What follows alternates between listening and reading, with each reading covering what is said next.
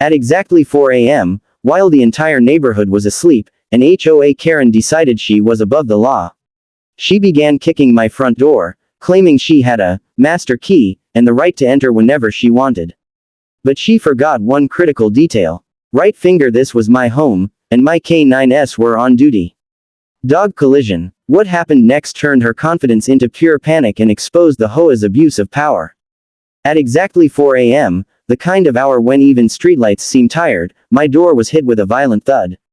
At first, it didn't register as danger, just confusion.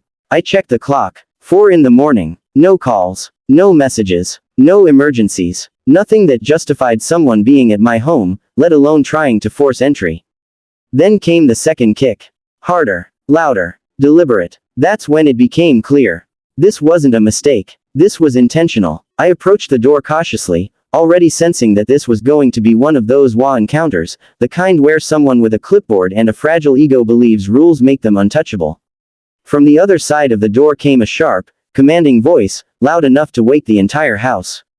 Open the door. HOA inspection. I have a master key. No greeting. No explanation. No legal notice. Just entitlement. This woman, later known throughout the neighborhood as HOA Karen, truly believed that her title gave her authority to override time, law, and basic human decency.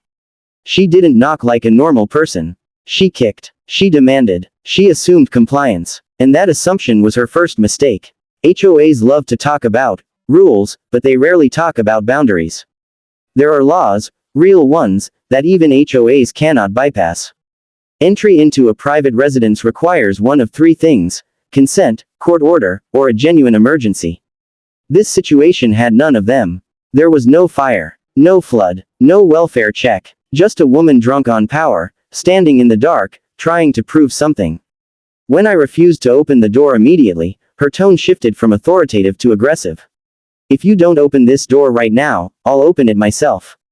HOA allows this. That sentence alone exposed everything. HOA boards often spread misinformation among residents, convincing them that master keys exist, or that the association has unrestricted access to homes. In reality, even if an HOA holds a spare key, which itself is rare and regulated, it cannot be used at will. Using it without permission constitutes illegal entry. She knew that, or worse, she didn't care. Another kick hit the door, harder than before. Wood flexed. Hinges rattled. This was no longer just harassment, it was attempted forced entry. At that moment, the situation crossed from annoying to criminal. I announced clearly, loudly, and calmly through the door. You are trespassing. Leave immediately. That should have ended it. Legally, it had to. But instead of backing down, she laughed, a short, dismissive sound that carried the confidence of someone who had never been challenged before. You people always say that. HOA overrides you. That sentence summed up the entire problem with abusive HOAs. Somewhere along the line, enforcement turned into ego, and rules turned into weapons. This wasn't about safety or compliance. It was about dominance. She believed that because it was 4 a.m., I would be scared, groggy, or intimidated enough to submit. She believed the badge of HOA authority would protect her from consequences. What she didn't realize was that everything she was doing, the time, the threats, the kicking, the claim of forced entry, was being documented. Cameras were rolling. Audio was recording. Every word, every kick, every threat was captured. The longer she stayed, the deeper she buried herself. She tried the handle. That single action changed everything. Trying a locked door without permission is not a warning. It's intent. At that point, she wasn't checking compliance. She was attempting to enter a private residence against the owner's will. I reminded her again, firmer this time. Leave now. Law enforcement has been notified. That finally shook her confidence, just slightly. Not enough to stop, but enough to make her angry. She started shouting about bylaws, emergency clauses, imaginary violations. The usual HOA script. But none of it mattered, because none of it applied. HOA bylaws do not override state law. They do not override property rights. They do not override basic human safety. Yet there she was, still standing at my door at 4 a.m., convinced she was the authority. That's when it became obvious. This wasn't an inspection. This was retaliation. Some HOAs target residents who don't bend easily, those who ask questions, request documentation, or refuse to be intimidated. Showing up at 4 a.m. wasn't coincidence, it was a tactic.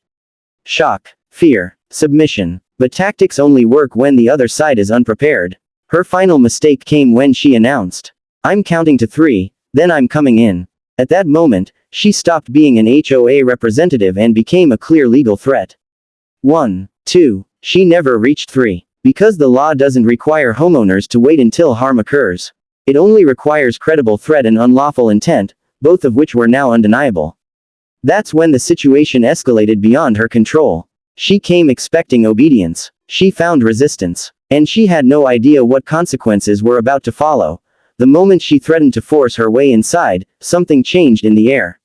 It wasn't loud at first.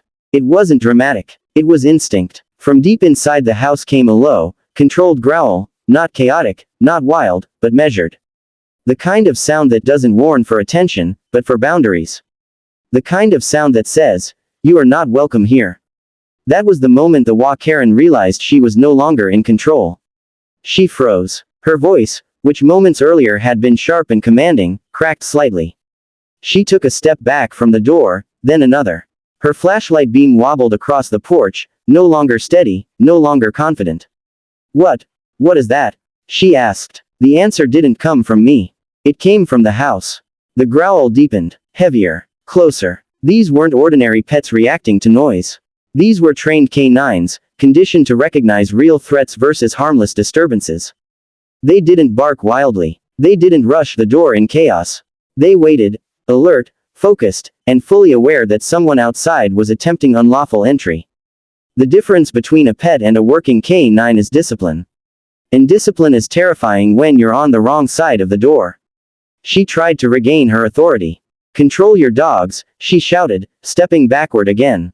"HOA policy." She stopped mid-sentence when another growl joined the first. Now there were 2. That was when panic crept in. Her body language betrayed her completely. Her shoulders tensed. Her posture shrank. She glanced behind her, scanning the darkness of the empty street as if hoping someone might appear, a witness, backup, anything. No one did. Because no one expects an HOA representative to be kicking doors at 4 a.m. She tried to bluff. I'm calling animal control," she said, pulling out her phone with shaking hands. That line would have been funny if it weren't so desperate. Animal control doesn't respond to dogs inside their owner's home. Police don't side with trespassers threatening forced entry. And HOAs don't outrank the law. She was running out of imaginary authority. Inside, my K9s. We're fully engaged now, not aggressive, not out of control, but positioned. They understood the difference between a noise complaint and a threat. The door wasn't just a barrier, it was a line. And that line had been challenged. I spoke clearly through the door. "You were warned. Leave now." This time, she listened. She took another step back. Then another. Her hand hovered near the door handle, not to open it, but to reassure herself she wouldn't touch it again. Her earlier confidence had evaporated completely. That's when reality finally hit her. She wasn't dealing with a scared homeowner. She wasn't dealing with a rule breaker. She wasn't dealing with someone she could intimidate. She was dealing with consequences. HOA abuse thrives on silence. On residents being too tired, too afraid, or too confused to push back. But at 4 a.m., standing alone on a porch after threatening illegal entry, with trained K9s growling on the other side of the door, silence becomes unbearable. She started talking faster, louder, not to command, but to justify. "This is a misunderstanding," she said. "I was just doing my job. HOA protocol allows emergency inspections.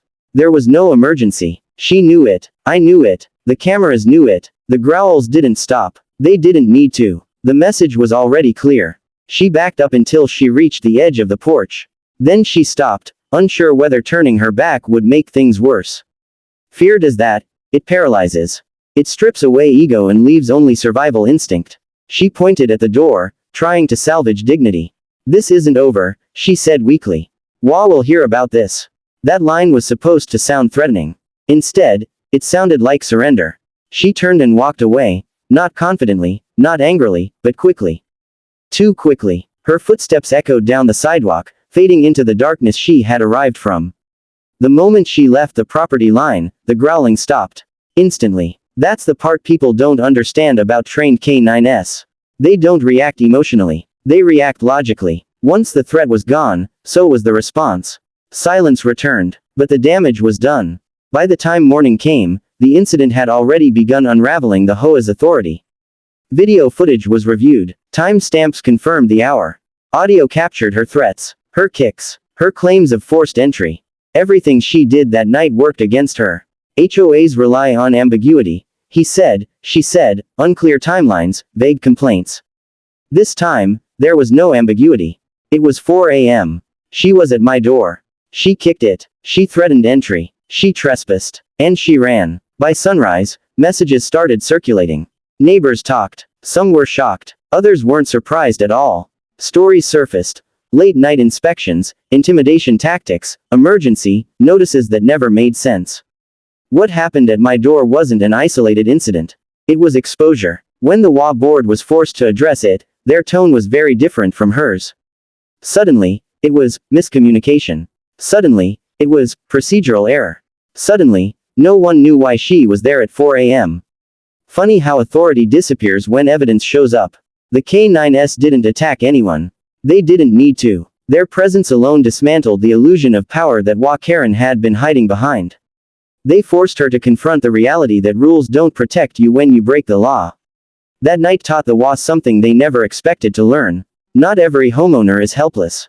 Not every door opens to intimidation. And not every abuse of power goes unanswered. She came with a master key fantasy. She left with fear, embarrassment, and accountability chasing her. And from that day forward, the HOA never showed up unannounced again. Because once you realize a door is guarded, not by fear, but by preparedness, you stop kicking it.